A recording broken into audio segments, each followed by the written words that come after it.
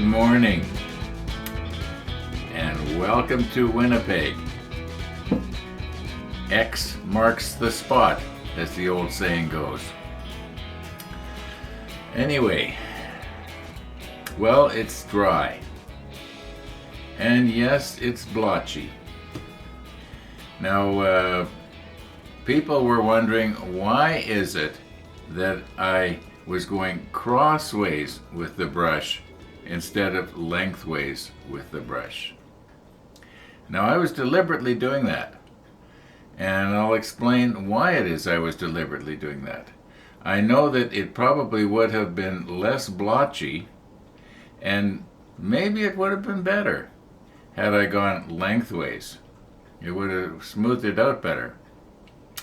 But I'm going to recompose here, and I'm going to tell you my thinking on that. It's not that I don't know how to paint. If I was to paint a board, like let's say I was to paint this sheet of plywood, now of course you can't see it because the green cloth is on it, but the grain and grooves are basically running lengthways on the plywood. And on a board, generally the grain runs lengthways for strength. But anyway,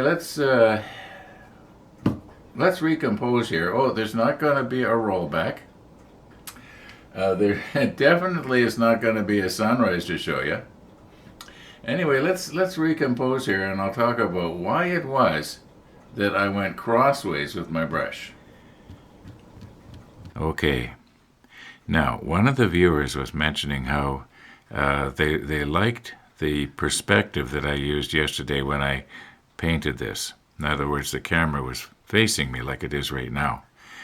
And it's not that I'd never done that before. In fact, I've done it many times before, but compared to the amount of times that I have it coming in this direction, in other words, usually over my left shoulder, so to speak, is because when I move something around and I'm watching in the monitor to see if I've got it just right, everything is backwards when the camera is facing me. It's something that you sort of have to get used to, I guess, sort of maybe like backing up your car by looking in the rearview mirror after you've done it for 100 years. You pretty well got to figure it out. Okay, now, why is it that with my brush, I was going across the grain, you might say? Okay, let me just move in a little bit closer here. Okay, when I am painting a board or a piece of plywood or anything like that, I will always go across the grain first, and the reason being is I want to unload or scrape the paint out of my brush into the grooves, like onto a washboard or something like that, and it helps spread it around. Then I will go lengthways to smooth it out. Now, yesterday I did not want to smooth this out. Yes, I wanted to get rid of the blotchiness, but I didn't want to smooth it out. In other words, I wanted the paint to stay in the grooves. And what happens is when you're going with the grooves like this, you're sort of, the little bristles of the brush are scooping the paint out of the groove. And that's not what I wanted. I wanted a panel line color. Didn't mean paint. I wanted to leave the stain in the groove as much as possible, and then just sort of smooth off the tops of the planking, and that's why I was doing it this way. That was my thinking on that. Okay, now, yes, it looks blotchy. The thought had occurred to me, I wonder what would have happened if I had have sprayed it. Of course, if I had have sprayed it, then everything would have been evenly coated, and once again, that's not what I wanted. I wanted the panel line color to stay in the grooves. Now, I think, though, that after we've got some parts on here, we're not going to notice the blotchiness. Just let me put some parts on here, and you'll see what I'm talking about. Okay, now this piece here, for some reason I missed it when I was painting the others. So I won't bother trying to plug it in, but it would go something like this. Anyway, the point I'm trying to prove here is that your eye will be directed towards all the myriad of little pieces that are going to be on here. For instance, up here, there's going to be the anchor chain winches and the chain itself and stuff like that that you're going to be sort of looking at. And you're going to be looking past these areas that are, you might say, blotchy. There's going to be a lot more little pieces go on here. So I do believe that when all is said and done and the railing is along the side and, oh no, railing, and we'll get it. I think that once it's in its case and from normal viewing distance, it's going to look okay. Yeah, it's going to look okay. Okay, I guess the next thing we got to do is get the deck mounted in the hull. And before we can actually do that,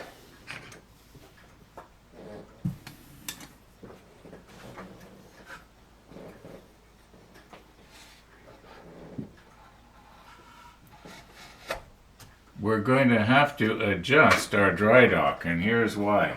Right now it's set up for the way it was for the Rodney. Now, if I put the end right at the back here, you can see it's about at least 30 centimeters too short. You know, it's got to be as long as this deck, and a little longer, maybe a quarter of an inch longer or so to fit the hull. And then I like to have it at least an inch or so on each end free. So we've got to adjust this thing accordingly. Because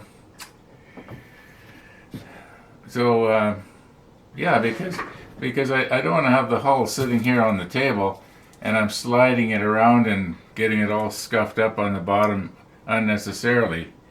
It's a lot easier to be able to just grab hold of this thing and move this around.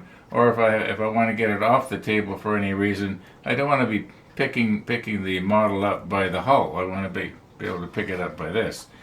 So I guess what I'm going to have to do here is right here where we shortened it for the Rodney from the hood.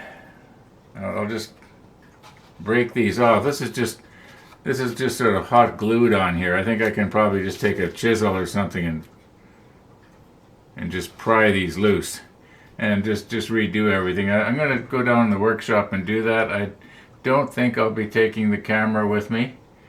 At least that's the plan. So the next time you see this, it'll probably be about I'm guessing 14 inches longer. Okay. Now I was just thinking it could be I don't need to take this down in the workshop. All I want to do is lengthen it out.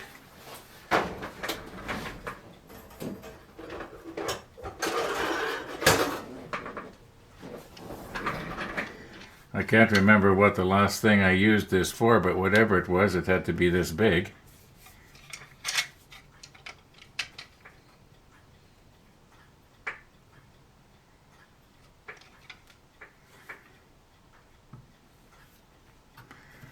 Now all we want to do is just break this off. This should just snap off.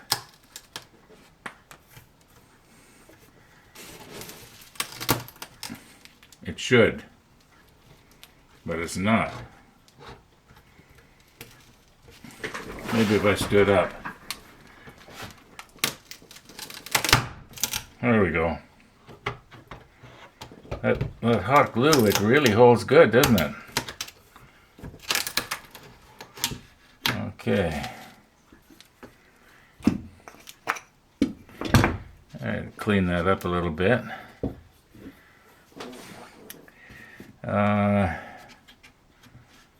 I think it's glued right there as well. That's not good. Maybe we'll just break the whole thing off of this side here.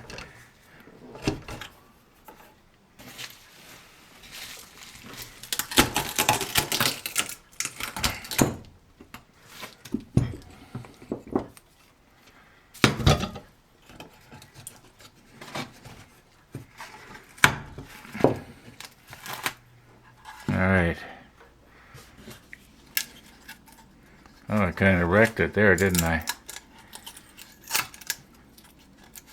Alright, now the idea is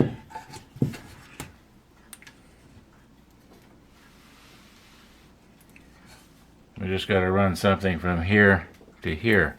I'm going to break this piece off here. I don't need to be doing everything on camera. Okay, I've been down in the workshop and I cleaned this up a little bit. And here's the plan. Just let me get the hull.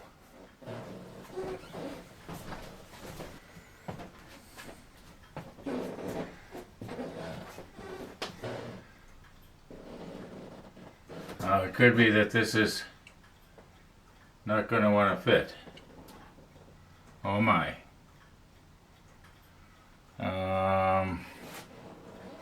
Okay, so let me carefully turn this around here now.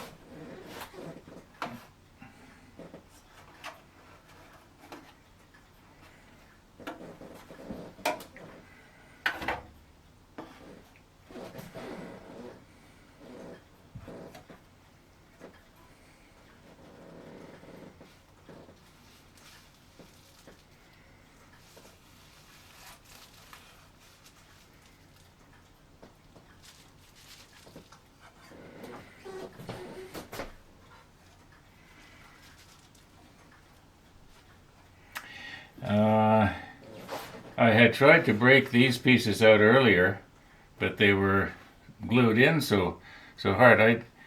I had forgotten that this hull could actually be a little bit wider than the Rodneys. I thought they'd be about the same width. So, all right.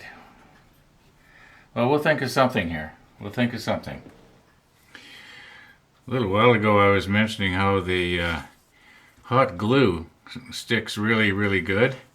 And then I realized afterwards that those joints that I was trying to break apart were actually my Tight Bond 3 glue from the workshop. Regular wood glue. Well, that glue is like super strong. I think I've done tests on that. It's actually stronger than the wood. Now, this is just to hold my plastic in place here. Oh, one of my neighbors was over a few minutes ago, and he wanted to know if I wanted to sell my snowblower. And apparently we had a lot more snow last night than I thought, and it blew around. That was the worst part. Yeah, I don't think we had that much of a snowfall. Maybe, I don't know, 10 centimeters or so, but it blows around where you don't want it. That's the problem. Okay, I just want to hold this in place here. All right. Well, it's pretty well padded all the way along, and right here on the edge where the beginning of the stern goes. Okay, let's get the ship and see how it's going to fit.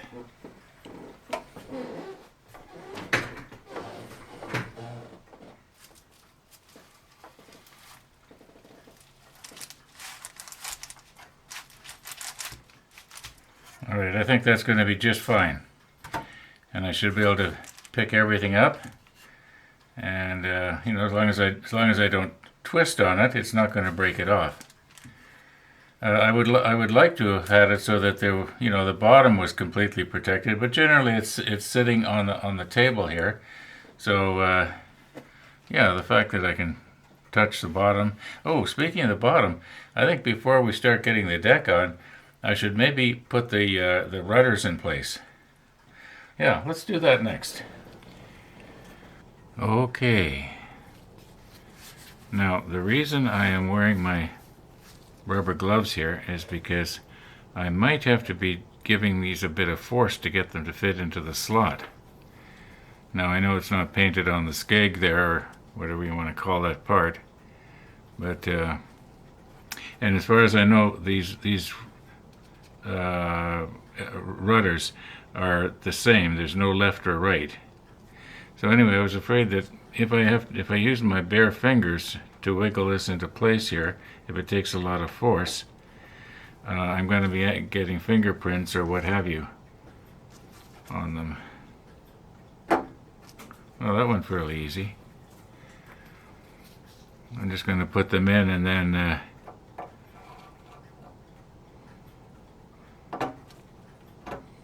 okay, I think what I'm going to do is I'm going to just get a little bit of maybe I'll use the Tamiya thick, and I'll just put some on the inside of the hole, and then I'll plug it in, and that should be fine. And I'll just look at them from the back to make sure they're the right, you know, they're leaning in and out just right. They're probably perfect. Knowing Trumpeter, they seem to do a really good job at something like this. I'm wondering if I should put the propellers on too now. Might be a good idea. And then we're done with it. It seems to me I left them too long when we did the, was it the Hood or the Rodney? One of them anyway. I remember afterwards I had a whole bunch of superstructure on, and then we put on the propellers. I think now is the time to put them on, and they should be fairly protected underneath the cradle, or dry dock. We'll call that thing a dry dock from now on. Speaking of dry docks, I think I mentioned this, but one of the viewers was talking about building a 1/350 scale dry dock for his ship. And I was just saying, wouldn't it be nice if Trumpeter had a 1/200 scale dry dock? You know, one of these ships would look fantastic sitting on it.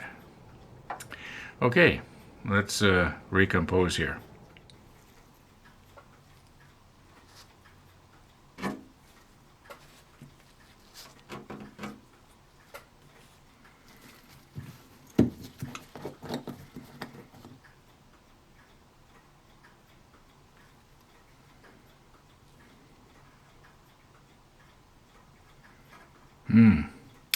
Maybe I would be better off doing it like this.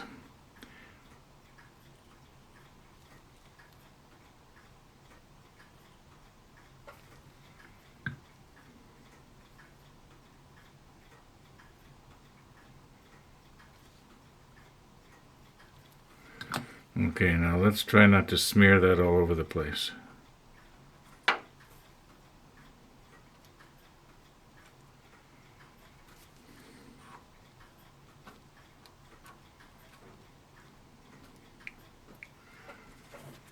I'm wondering, you know, it could be I should be putting a little bit of glue along the flat surface there that the skeg is glued into.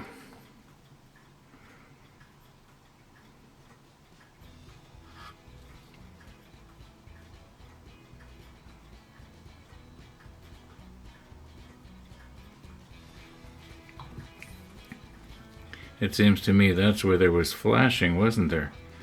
I was balling myself out, sort of. This might have to be touched up with the hull red after. Oh, yes, it is. I put too much in there. It oozed out. I put too much in. Okay, well, I'll touch it up with the hull red. Okay, I'll try and get that. Seated. Okay. Now.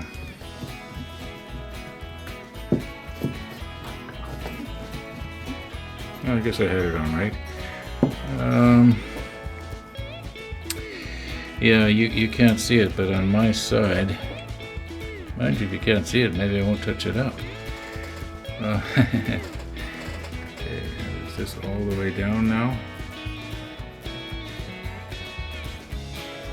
Okay. What time we got going on here? Do we have time to put the propellers on? Maybe we should leave that for tomorrow's video, even though today's is rather short. I got reasons why I want to cut today's episode off early, so or at least short, maybe I should put it that way. So thanks for watching, everybody. And all being well, we'll see you tomorrow, and we'll stick the propellers on.